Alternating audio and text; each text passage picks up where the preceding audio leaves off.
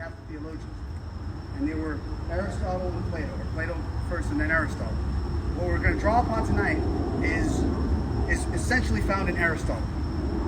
It was there that he wasn't a Christian man, he didn't have the grace of Christ, in as much as it corresponds with reality.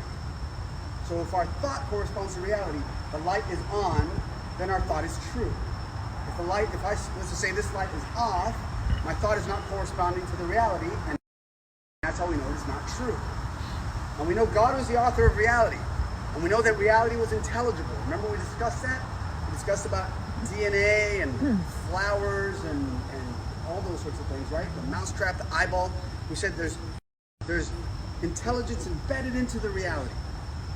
And if our thoughts correspond to that, we've arrived at the truth. And we actually know something about God.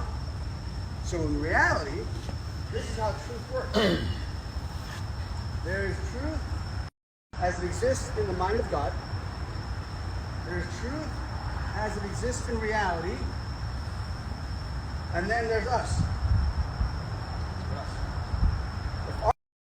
So the senses sense the image.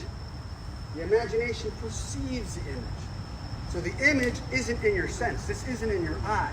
It's in something else inside of us that can grasp that image. That's called the imagination. And we might think of the imagination as we sit and we imagine things. And that's true. If you sit and imagine something, you're using your imagination. But the imagination is far more than that. The imagination is what we're using right now to recognize that this is fire. To grasp the image of fire. To grasp the image of trees and light and everything else around us. Does that make sense so far? The senses give us a certain type of knowledge. The imagination is able to perceive it as an image. So, there you go. Look at the marker right now. You are sensing quantity. You're sensing this amount of stuff.